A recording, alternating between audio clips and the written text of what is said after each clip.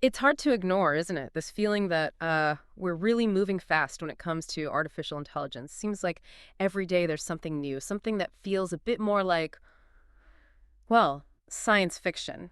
So today, we're doing a deep dive into some recent AI news. We want to try and cut through the noise, get to what you really need to understand about the potential and, yeah, the challenges too. We've gone through a recent AI news update to pull out the key developments. Our mission really is just to give you the insights that matter. Explained clearly, hopefully engagingly, and definitely not trying to overwhelm anyone. Exactly. It's more than just knowing the headlines, isn't it? It's about understanding the significance, the so what, Mhm. and how these changes might actually, reshape things for us. Okay, so let's jump right in. First big piece, Google's new AI video generator, VO3. Now, what I'm hearing about this is it sounds pretty incredible. We're talking AI that can apparently make these hyper-realistic videos. Dialogue sounds totally natural, and it does it super fast. I saw it described as having like a professional film studio right at your fingertips. Wow. And Yeah, that really paints a picture, doesn't it? it really does. And you can immediately see the upside for creators, right? Hmm. Independent filmmakers maybe mocking up scenes quickly, or educators creating visual aids that are actually engaging. Even small businesses needing video content, but without, huge budgets. This could seriously level the playing field. Absolutely. A total game changer for anyone in a creative space, potentially. Yeah. But, and this is a big but, the reports also mention that users are already kind of poking holes in the safeguards, finding ways to generate videos that could be really misleading. Ah, yeah, that was probably inevitable. We're talking about the possibility of like incredibly convincing fake news spreading instantly, especially on social media. When it looks and sounds this real, how do you even start telling fact from fiction? And that just throws this core tension into sharp relief, doesn't it? The power versus the peril. These generative AI models, like VO3, they offer amazing creative tools. But the flip side is this potential for misuse, particularly misinformation. It's a massive societal challenge. The realism makes it so much harder for people to just, critically assess what they're seeing online. It's beyond spotting clumsy edits now. Right, you're questioning the fundamental reality of it. Exactly. You're questioning the very source. And it seems Google knows this is urgent. Reports say they're working hard to tighten those controls. It really makes you think, though, how is this going to change our whole idea of truth online? What kind of digital savviness are we all going to need just to get through the day? That's the conversation we have to have. It's not just about the tech itself. It's about how society adapts. Are we going to need new verification tools? Does media literacy teaching need a complete rethink? These are the big questions when that line between real and synthetic just gets blurrier and blurrier. Okay, let's shift gears a bit. Another major development. xAI, interesting connection. Founded by the same person behind the platform where a lot of this news circulates, they've just landed a huge funding round, $1.5 billion. That's a serious amount of money. Yeah, it really is. And that kind of backing, well, it signals a very strong belief in what xAI is trying to do. Their focus is what's really interesting here, I think. They're building AI to understand the physical world. The report used this analogy like giving AI a new pair of eyes Okay. so it can navigate and kind of reason about the world like we do, not just processing text or images, but understanding physical space and interaction. Right. So moving beyond just language models, this is about AI getting its hands dirty, metaphorically speaking, perceiving and interacting with the real, tangible world. The potential uses mentioned, like making cities smarter or revolutionizing factories, you can start to see the real-world impact. Feels like investors are placing a massive bet here that xAI can unlock this new wave of practical AI, stuff that actually helps us in the physical world. And if you look at the bigger AI picture, this huge investment in embodied AI that's AI in a physical context, it suggests maybe we're hitting the limits of purely digital AI for some problems. To solve really complex real-world issues, you likely need AI that understands physics, space, interaction.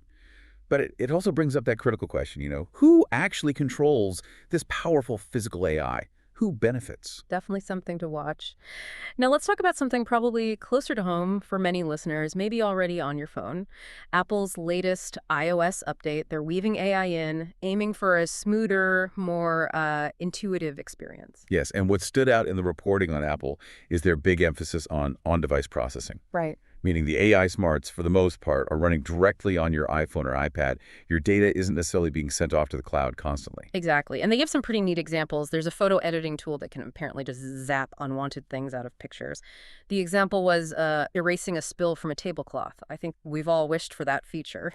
Yeah, definitely. And also, improvements in predictive text that learns your style, gets really accurate, but keeps that learning process private right there on the device. It's kind of like having this super smart assistant in your pocket, but one that, minds its own business with your data. And that privacy angle is key for Apple, strategically. Yeah. It's a big differentiator. With everyone getting more concerned about data privacy, their approach basically says, hey, you can have cool AI features without sending all your personal stuff off somewhere else. Hmm. It directly addresses that user anxiety. So for us using the phones, the payoff seems clear. Things just work a bit better, feel a bit smarter, everyday tasks get easier. And the news also hinted that Apple's privacy-first approach might maybe nudge other tech companies in that direction too. It definitely raises an interesting point about where AI systems are heading. Are we going to see more of this decentralized AI running locally on devices, giving users more control? Or will the sort of power and convenience of cloud-based AI keep winning out, even with the privacy trade-offs? Apple's pushing hard on one side of that argument. Finally, let's touch on something buzzing right now. The hashtag AI ethics. It's trending on X, formerly Twitter. And as the news highlights, this isn't happening in a vacuum. It's directly tied to the kinds of powerful tech we were just discussing, like Google's VO3. Yeah, the fact that hashtag AI ethics is trending like that, it really shows this growing public awareness, maybe even anxiety, around how AI is being developed and used responsibly. The sheer realism of those AI videos seems to have really brought these ethical questions to the forefront for a lot of people. The report even pulled out a quote from an X user, something like, AI videos are so real now, we need laws to stop fakes from fooling people. And you see that split in the discussion, right? On one hand, excitement about AI's creative power. On the other, real fear about, truth itself eroding. That tension is right at the core of the whole AI ethics debate. As these tools get more powerful, more embedded in our lives, we absolutely need clear guidelines, clear principles.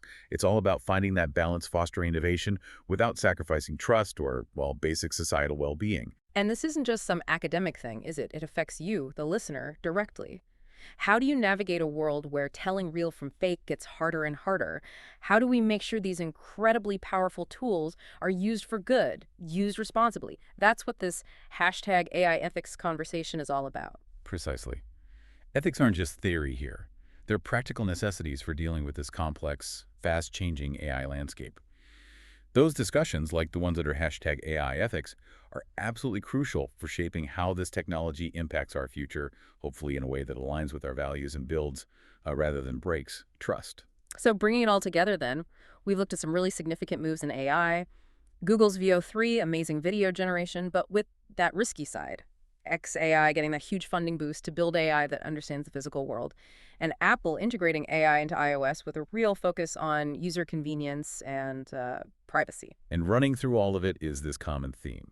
AI isn't just about the tech, it's forcing us to ask really fundamental questions about trust, about reality, and just how we manage in a world increasingly shaped by AI. So here's a final thought to leave you with. Given how fast this is all moving, how realistic AI content is becoming, and this push for more capable AI systems, what's your role? What role do individuals like you need to play in understanding all this, in navigating it?